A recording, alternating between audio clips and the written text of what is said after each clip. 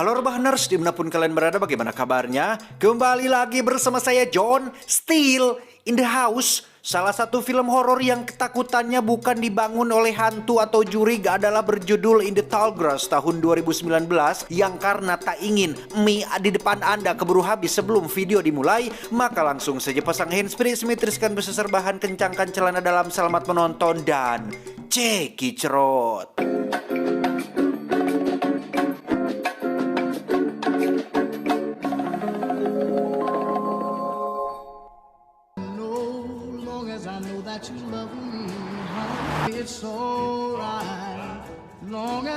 Kisah diawali dengan memperlihatkan dua bersaudara, ada Becky si adik dan Carl si kakak yang sedang dalam perjalanan menuju rumah orang tua mereka. Melihat adiknya mual, Carl pun memberhentikan mobilnya tepat di seberang sebuah gereja tua yang berada di kawasan ladang rumput tinggi.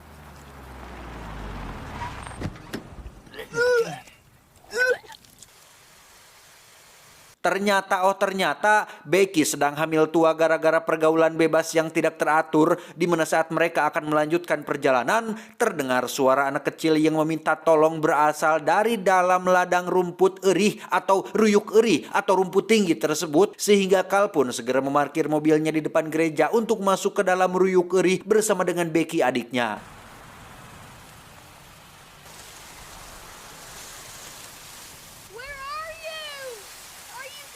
Carl yang otokoh pun masuk duluan, disusul oleh Becky yang jalan belakangan, sehingga alih-alih mencari si anak kecil yang meminta tolong, Becky dan Carl justru harus terpisah. Yang anehnya, semakin lama mereka asruk-asrukan, semakin menjauhlah suara mereka satu sama lain, sehingga untuk memastikan jarak antar keduanya, Carl dan Becky pun melompat bersama-sama dan... Becky! Cal, stop walking away! I didn't move. 1, 2, 3. Ya, ternyata mereka berada tidak jauh dan seharusnya tidak sulit untuk menemukan satu sama lain. Namun saat Becky meminta Carl untuk melompat lagi demi memastikan jaraknya, tiba-tiba...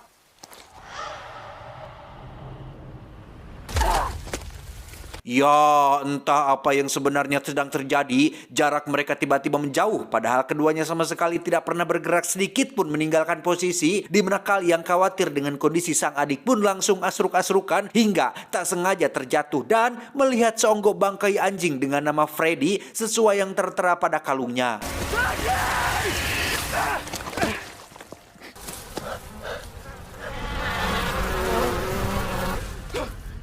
Singkat cerita, sore menjelang maghrib pun tiba. Saat Becky sedang duduk istirahat, tiba-tiba saja muncul seorang pria yang ternyata adalah ayah dari si anak kecil yang mereka cari. Kita panggil saja si ayah. Ia mengaku sudah berjam-jam mencari keberadaan istri dan anaknya yang tersesat di dalam ladang rumput ini, sehingga untuk demi keselamatan bersama, Becky diminta untuk terus mengikutinya dari belakang.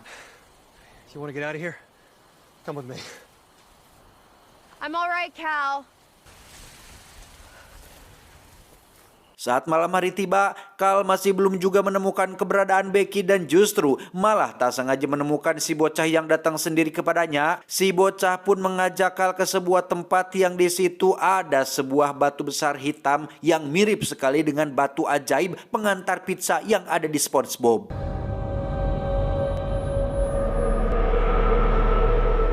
Si bocah mengklaim bahwa batu ini bisa memberitahu apapun yang Carl ingin ketahui, termasuk keberadaan Becky adiknya saat ini, yang ketika Carl akan menyentuh batunya, tiba-tiba saja ia mendengar suara teriakan dari Becky yang berasal dari ruyuk erih dan...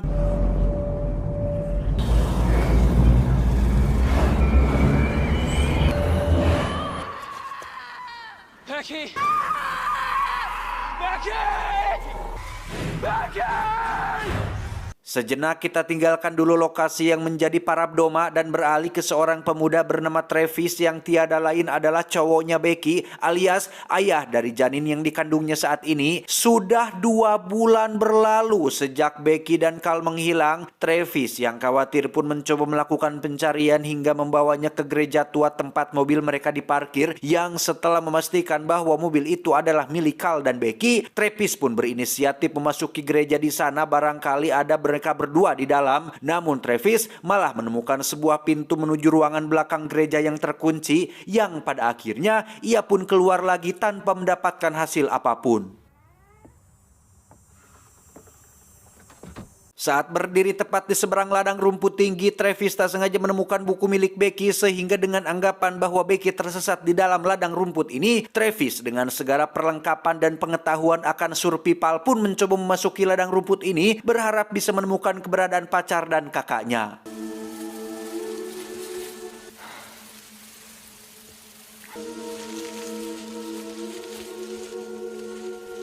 Alih-alih meminimalisir potensi tersesat dengan cara melipat daun eri, kita justru akan melihat suatu fakta mengejutkan tentang rumput-rumput atau eri-eri di tempat ini yang seolah hidup dan punya nyawa sendiri, sehingga apa yang dilakukan oleh Travis pun menjadi sia-sia saja.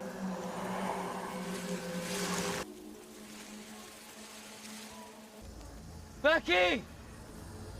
Malam harinya Travis didatangi oleh si bocah yang setelah 2 bulan berlalu ternyata masih hidup. Ia mengaku tahu di mana Becky dan mengajak Travis untuk melihatnya sendiri. Yang alangkah terkejutnya Travis saat menemukan Becky sudah menjadi mayat kering dengan si bocah yang menghilang entah kemana. Becky! Tobin!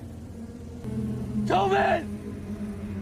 Keesokan paginya, Travis yang baru siuman pun langsung mengambil kalung Mr. Krabs milik Becky dan mulai menelusuri ladang rumput ini, di mana Travis tiba-tiba mendengar suara mobil berhenti dan orang sedang mengobrol, sehingga ia langsung berteriak meminta tolong kepada mereka semua. Help me! Is someone out there? Over there, Mommy. Do you hear him?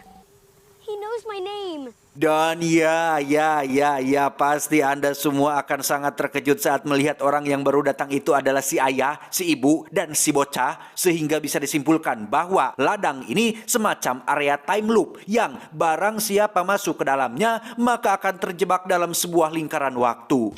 Ross! Just a minute, please. Ready!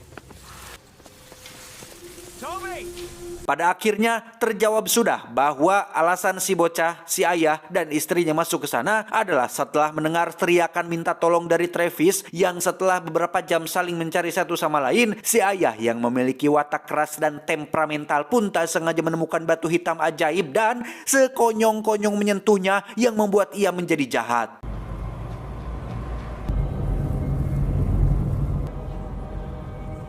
Keesokannya giliran si bocah lah yang teriak minta tolong, yang lagi-lagi menguak sebuah fakta menarik tentang alasan bagaimana awal pertama kali Carl dan Becky masuk ke dalam ladang rumput tinggi ini.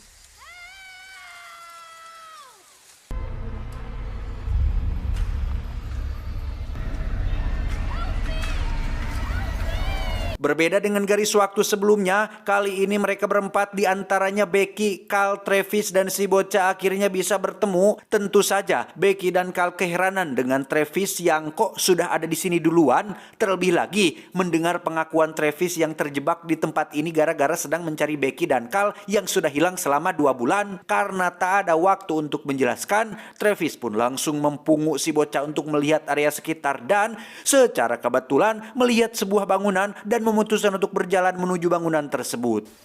Okay, which way is it? That way. You still see it? Getting closer. Tak lama Becky pun ditelepon oleh nomor tadi kenal yang mengatakan agar jangan biarkan Carl menyakiti Travis. Entah apa maksudnya dan siapa orang yang mengatakannya. Mereka pun kembali melanjutkan perjalanan sampai Becky merasakan sakit pada perutnya. Yang tepat saat itu terjadi, muncullah si ayah yang datang menolong.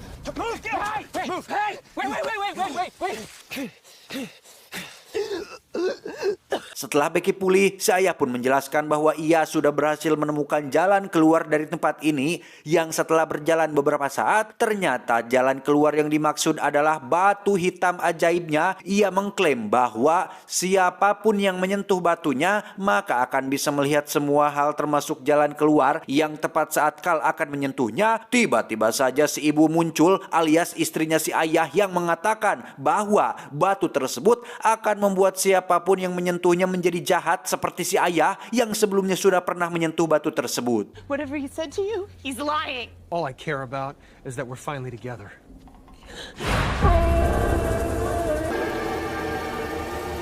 Pada akhirnya, si ayah mengaku sendiri bahwa dirinya sudah menyentuh batu tersebut dan mendapat bisikan berupa wangsit yang mengatakan bahwa si ayah ditunjuk sebagai petugas jagal yang harus menghabisi para pendosa seperti Becky dan kawan-kawan termasuk keluarganya sendiri. I know that sounds like blasphemy, but it's true.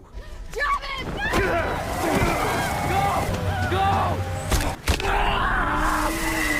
Sempat dijatuhkan, si ayah justru malah berhasil menciderai lengan Travis dan menangkap si ibu alias istrinya sendiri untuk dijepit kepalanya hingga bucat seperti sebuah balon.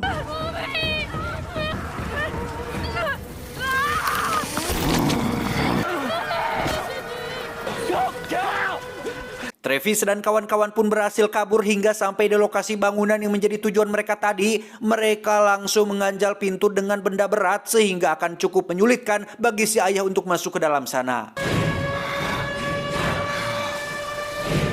Dan seperti biasa, dalam situasi genting dan krusial seperti ini, selalu saja ada karakter yang memulai pertengkaran dengan saling menyalahkan satu sama lain. Orang itu adalah Carl yang secara umur harusnya lebih dewasa dari mereka semua. Namun ia justru menyalahkan Becky adiknya sendiri yang menjadi penyebab mereka terjebak di tempat ini, sekaligus menyalahkan Travis yang sudah menghamili adiknya dan dianggap menjadi awal mimpi buruk ini terjadi. Saat sedang gelut itulah muncul si ayah yang berusaha membuka pintu sehingga Travis dan kawan-kawan pun dengan cepat lari ke atap gedung yang dianggap menjadi tempat paling aman untuk sementara ini.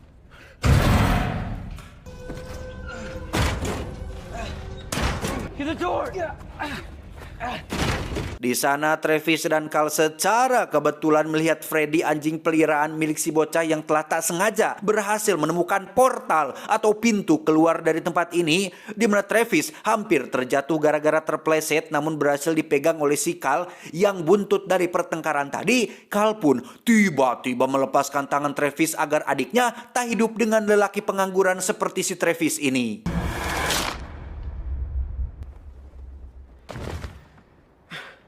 Tak lama muncullah si ayah yang berhasil naik sehingga Carl dan Becky pun dengan cepat turun menggunakan pintu keluar lain. Sementara si bocah lari masuk kembali ke dalam ladang rumput. Becky pun meminta Carl untuk berhenti karena tak ingin keluar tanpa Travis kekasihnya. Hey, wait!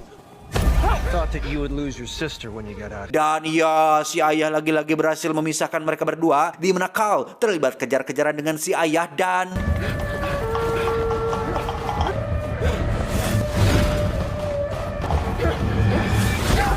Saat Carl sedang akan dihabisi itulah kita bisa melihat banyak sekali jasad Carl yang lain tergeletak di lokasi tersebut, sehingga bisa disimpulkan bahwa kejadian ini sudah terjadi secara berulang-ulang.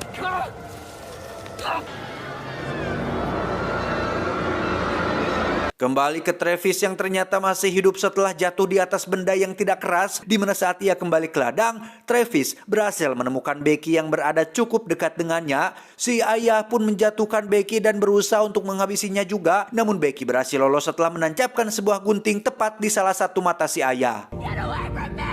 Becky, what's going on?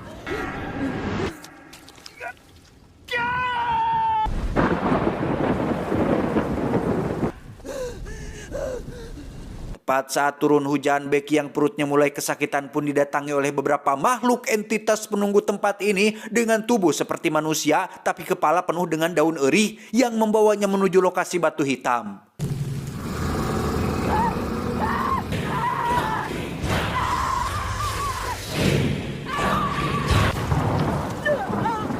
Di situ Becky teringat dengan ponsel yang ia bawa dan mencoba menelepon dirinya sendiri untuk memperingatkan tentang Carl, kakaknya yang akan menyakiti Travis, sehingga terkuaklah bahwa orang asing yang kemarin menelepon Becky tidak lain dan tidak bukan adalah dirinya sendiri. Don't leave him! Just stay with him! Hello, who is this? Hello, what's going on? Meskipun belum manying alias belum waktunya melahirkan, Becky pun harus merasakan sakit luar biasa ketika janinnya terlahir lebih cepat, di mana tanah tiba-tiba ambruk dan terlihat ada banyak sekali makhluk aneh yang tengah menunggu bayi tersebut.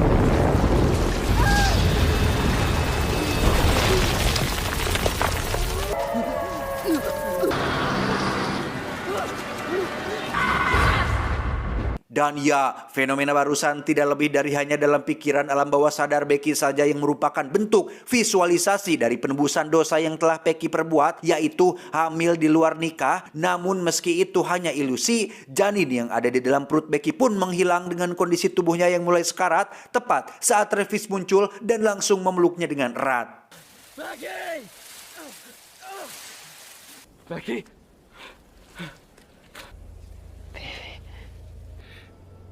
And it's never gonna stop. Tak lama datanglah si ayah yang lagi-lagi bermaksud untuk menghabisi nyawa semua orang, yang dengan sisa-sisa kesadaran yang Becky miliki, ia berhasil membuat kedua mata si ayah menjadi pecak sekaligus mempermudah Travis untuk mengalahkannya.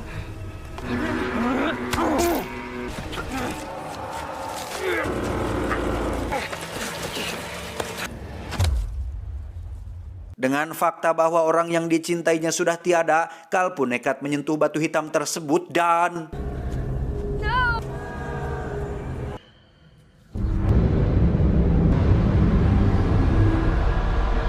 Ya, Carl pun diperlihatkan jalan menuju pintu keluar sekaligus kompensasi untuk tidak berubah menjadi jahat setelah semua dosanya dianggap sudah berhasil ditebus. Sehingga setelah tak ada lagi yang ia inginkan di dunia ini, Travis pun meminta si bocah untuk pulang sendirian dengan membawa serta kalung milik Becky sebagai barang buktinya. You don't belong here. Neither does Becky. Seperti yang sudah bisa Anda tebak, si bocah muncul dari ruangan belakang gereja yang sempat Travis coba buka ketika pertama kali kesini, yang memang sejak awal pintu itulah satu-satunya jalan keluar dari ladang rumput penembus dosa ini.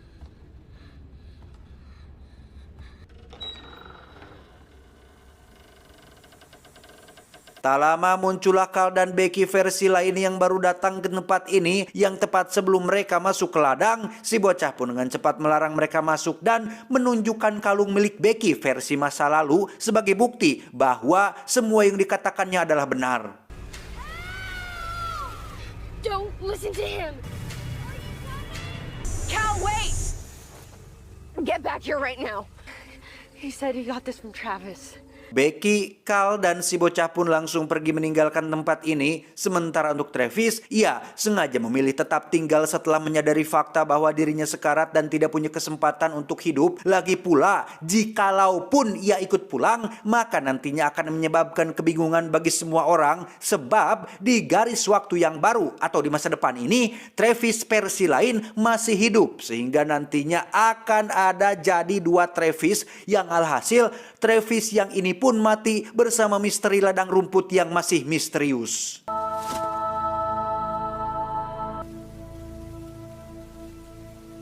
Satu bulan setelah kematian Travis, muncullah sebuah mobil callback atau mobil bak terbuka yang membawa beberapa ekor domba Garut, termasuk satu orang bernama Mang Abul yang tiada lain adalah pemilik dari domba-domba Garut tersebut. Ia terlihat membawa beberapa peralatan ngalaparab seperti celurit atau arit yang biasa digunakan untuk menebas rumput liar bagi pakan ternak, dan mulai membabat habis ladang rumput tinggi ini sehingga berguna untuk kesejahteraan para domba. Tamat ending yang cukup merumputkan.